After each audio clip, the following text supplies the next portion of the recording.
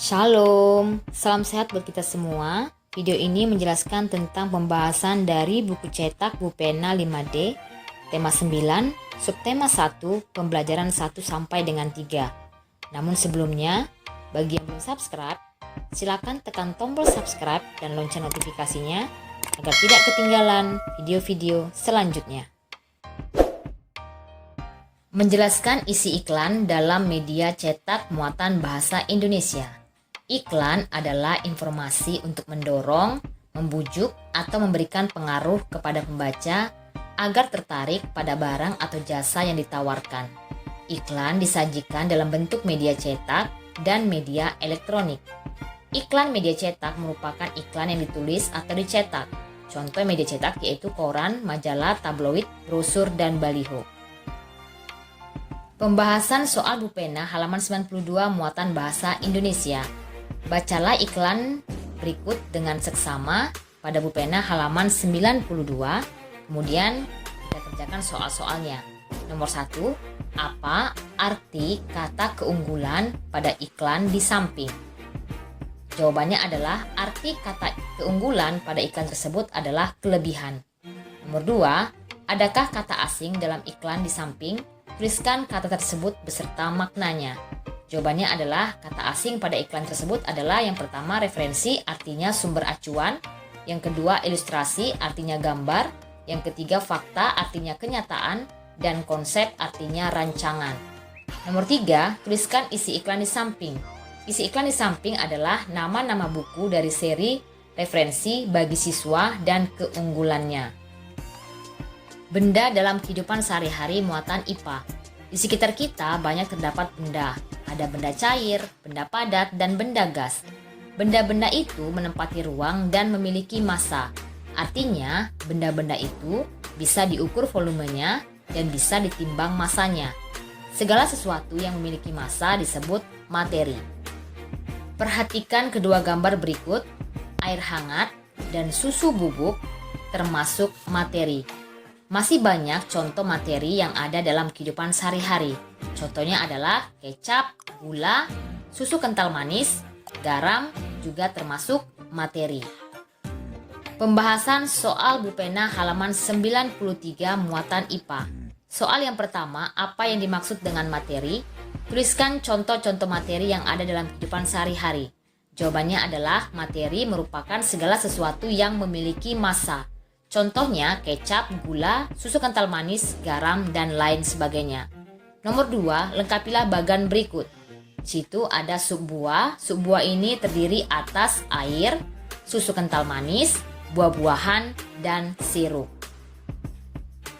Menjelaskan unsur-unsur iklan media cetak muatan bahasa Indonesia. Iklan dalam media cetak memiliki unsur-unsur sebagai berikut. Yang pertama adalah judul iklan. Biasanya, judul iklan ini berisi nama produk dan merupakan bagian paling penting dalam iklan.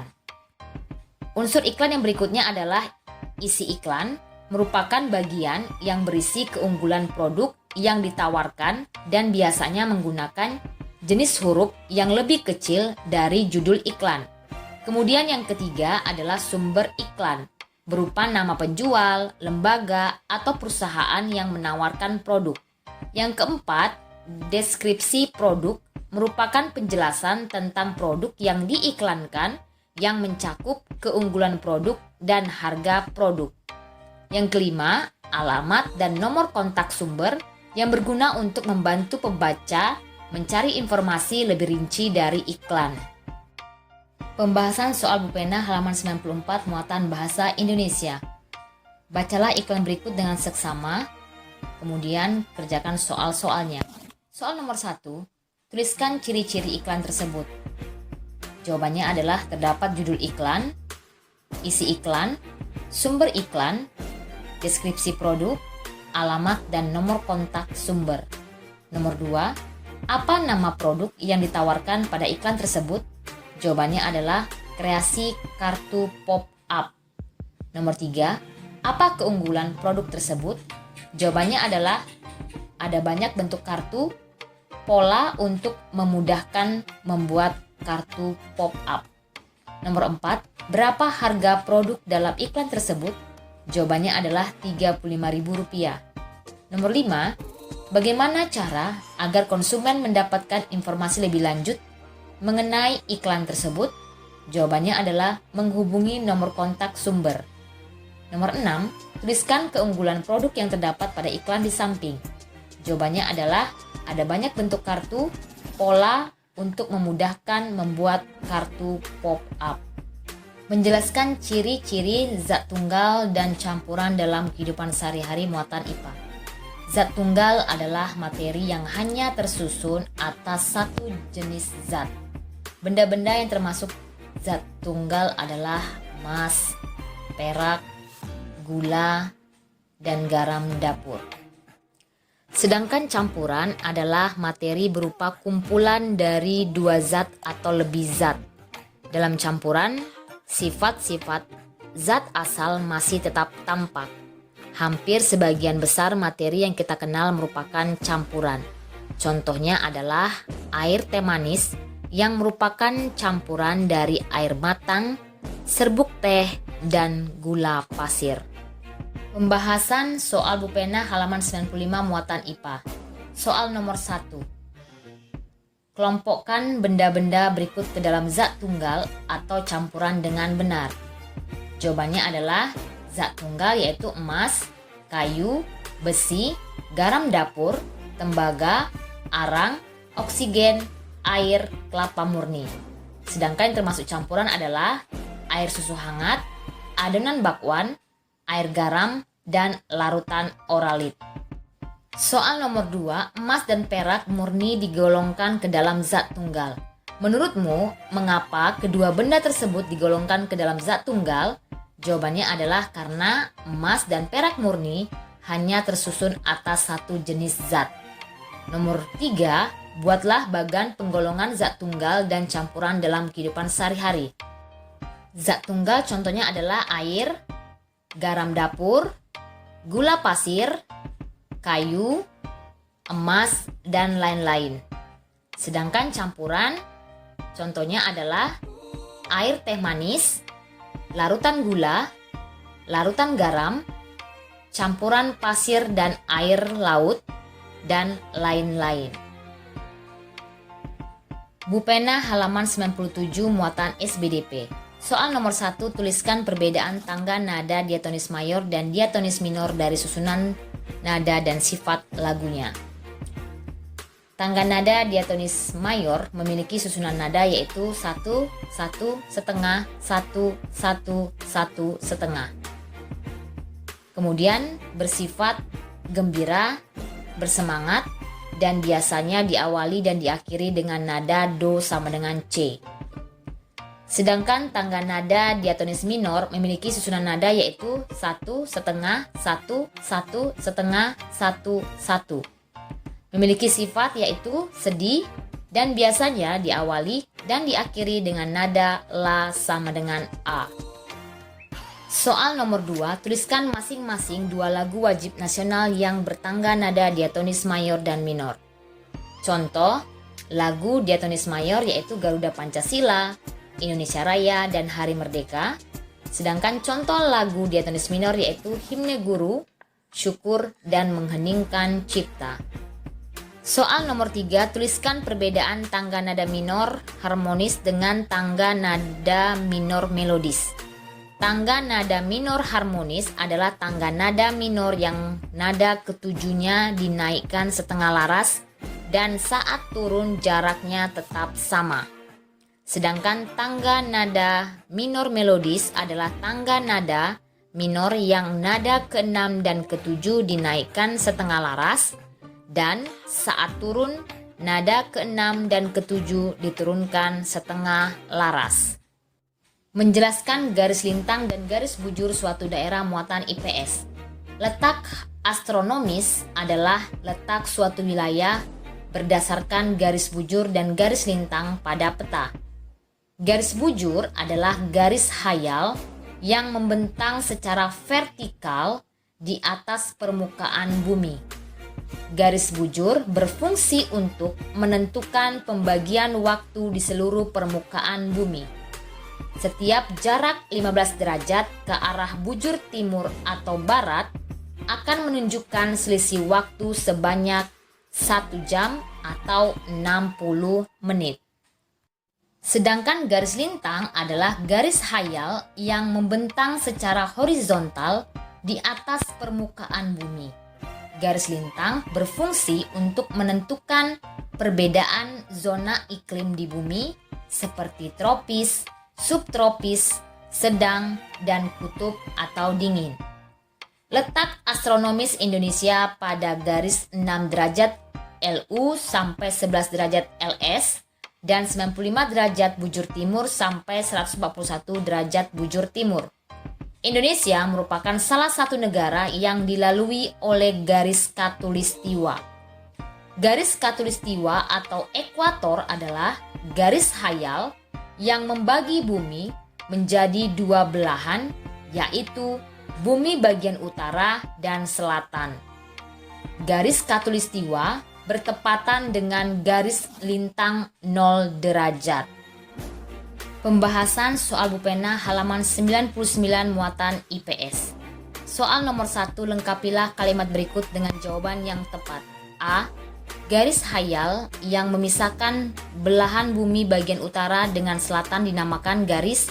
Jawabannya adalah khatulistiwa. B.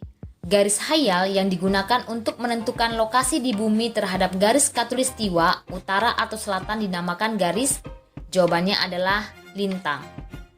C. Ada banyak provinsi di Indonesia yang dilalui garis khatulistiwa. Tugu khatulistiwa terdapat di kota. Jawabannya adalah Pontianak Utara, Kalimantan Barat. D. Pulau Jawa berada di sebelah titik-titik garis khatulistiwa. Jawabannya adalah selatan. E. Garis khayal yang berfungsi untuk menentukan waktu adalah garis bujur.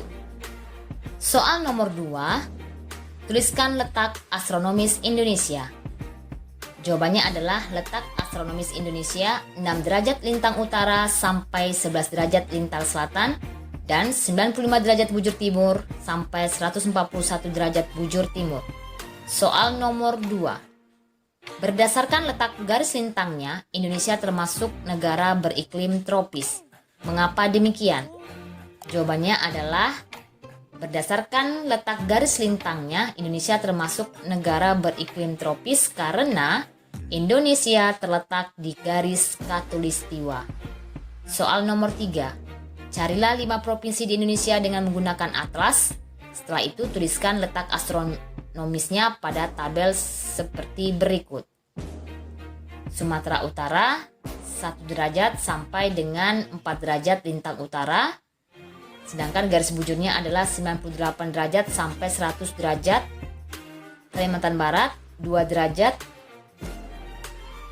08 lintang utara sampai 3 derajat, 05 lintang selatan. Garis bujurnya 108 derajat bujur timur sampai 114,10 bujur timur. Jawa Tengah 5 derajat, 4 sampai 8 derajat, 3 lintang selatan. Sedangkan garis bujurnya 108 derajat 3 sampai 111,3 bujur timur. Menjaga persatuan dan kesatuan muatan PPKN. Peristiwa Sumpah Pemuda mengajarkan kepada kita agar memiliki semangat persatuan tanpa melihat perbedaan untuk mencapai cita-cita yang sama, yaitu kemerdekaan Indonesia. Tujuan negara Indonesia setelah merdeka adalah mewujudkan kesejahteraan bagi seluruh rakyat Indonesia. Setelah kemerdekaan Indonesia, tujuan bersama bangsa Indonesia tertuang dalam pembukaan UUD 1945 alinea keempat yang berbunyi, kemudian daripada itu, untuk membentuk suatu pemerintahan negara Indonesia yang melindungi segenap bangsa Indonesia dan seluruh tumpah darah Indonesia, dan untuk memajukan kesejahteraan umum, mencerdaskan kehidupan bangsa, dan ikut melaksanakan ketertiban dunia yang berdasarkan perdamaian abadi dan keadilan sosial. Berikut merupakan sikap yang dapat kita kembangkan untuk menjaga persatuan dan kesatuan dalam keberagaman masyarakat Indonesia. Yang pertama adalah mengembangkan sikap saling menghargai, tidak mendahulukan kepentingan kelompok, ras, dan suku di atas kepentingan negara, memiliki sikap toleransi, dan mengembangkan rasa nasionalisme dan kesadaran sosial. Bupena halaman 100 muatan PPKN. Soal nomor 1, Dedi, Jonas, Komang, dan Alex sedang mengerjakan tugas kelompok. Tugas harus dikumpulkan seminggu kemudian. Apa yang harus dilakukan setiap anggota kelompok agar tugas dapat diselesaikan tepat waktu? Jawabannya adalah membagi tugas secara adil dan mengerjakan tugas dengan sungguh-sungguh agar dapat diselesaikan tepat waktu. Soal nomor 2, Deli, Lani, dan Mela bertugas piket di kelas pada hari yang sama. Lani tidak bisa masuk sekolah pada hari piket karena sakit. Apa yang sebaiknya dilakukan agar tugas piket dapat diselesaikan dengan baik? Jawabannya adalah mengerjakan tugas piket secara bersama-sama agar dapat diselesaikan dengan baik. Nomor 3, manfaat persatuan dan kesatuan dalam menyelesaikan tugas kelompok adalah tugas menjadi cepat selesai. Kemudian persatuan dan kesatuan dapat menumbuhkan kerukunan karena dapat mengembangkan sikap saling menghargai dan memiliki sikap toleransi. Menjelaskan jenis-jenis iklan dalam media cetak muatan bahasa Indonesia. Berdasarkan fungsinya, iklan dibedakan menjadi beberapa jenis sebagai berikut. Yang pertama, iklan pemberitahuan, iklan undangan, iklan layanan masyarakat, iklan permintaan, dan iklan penawaran.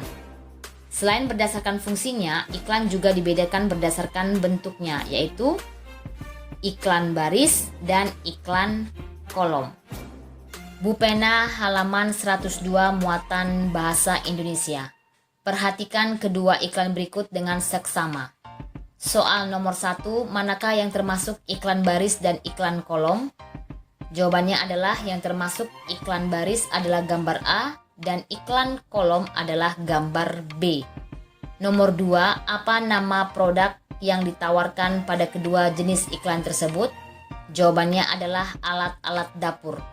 Nomor 3, pilihlah salah satu iklan kemudian tuliskan keunggulan produk dalam iklan tersebut. Kita pilih misalnya gambar B, memiliki keunggulan pembelian di atas 2 juta rupiah dapat diskon 50% plus cashback uang tunai. Kalian juga bisa memilih gambar A dan kalian tuliskan apa yang menjadi keunggulan gambar A. Kemudian nomor 4, gambar A merupakan iklan baris karena disajikan dalam beberapa baris saja. Sedangkan gambar B merupakan iklan kolom karena memanfaatkan beberapa bagian kolom dalam surat kabar. Demikianlah pembahasan pada hari ini.